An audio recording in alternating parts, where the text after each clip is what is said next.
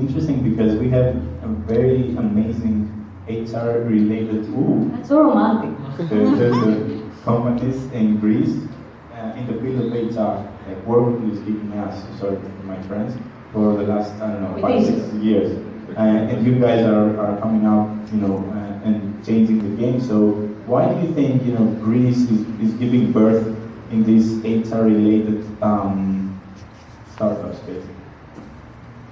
I didn't have it in mind as Greece the birth mother of HR startups, but I strongly believe that we have an issue with our human resources in Greece. And what I consider as an issue, not a problem, is that we have untapped potential in Greece.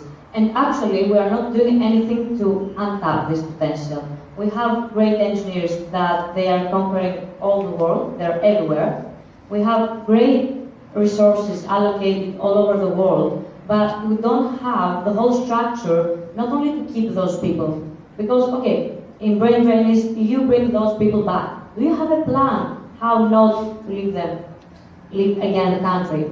So I strongly believe that each one of us, if he goes in a cafeteria and discuss about something or raise a debate on Facebook, the very αγαπημένη συνήθεια των Ελλήνων, the first thing is about healthcare, is about education, and it's about work.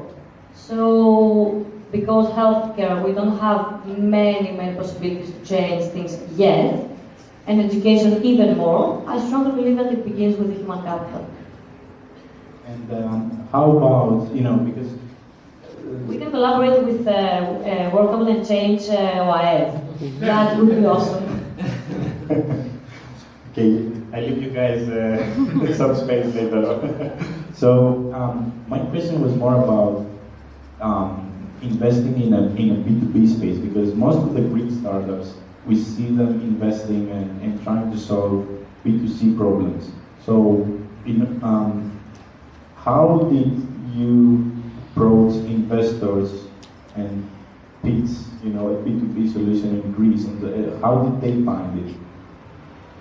Our period of time was the worst. Elias is laughing, my co-founder is sitting here. It was the worst period of time because actually we launched our company 2 months before capital controls.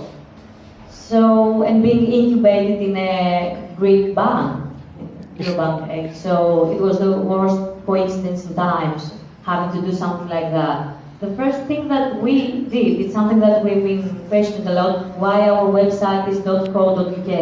We are not based in UK, we're based in Greece, but we changed the domain name because every time that we send in pitch decks and they would see that it was owiwi.gr, the approach that they had, international investors, was extremely bad the first month. So we just changed the domain name by sending them. Secondly, it's not about Greeks or abroad. When you're talking about B2B businesses or enterprise businesses, startup solutions, you have to accept and admit that you will have very big sales cycles.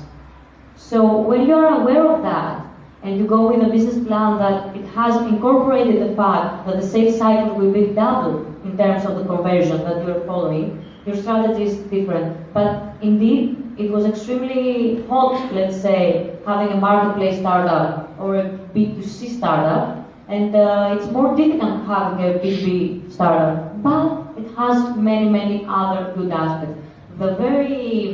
What you have in mind is that you should be very conscious from the first time, because we have seen a lot of startup founders that they begin with B2B, and because they say that B2C is sexy, they are like, okay, we can also tap into B2C. You have to be pretty clear, because if the investor understands that you are not balancing right among those two, the strategy is flawed.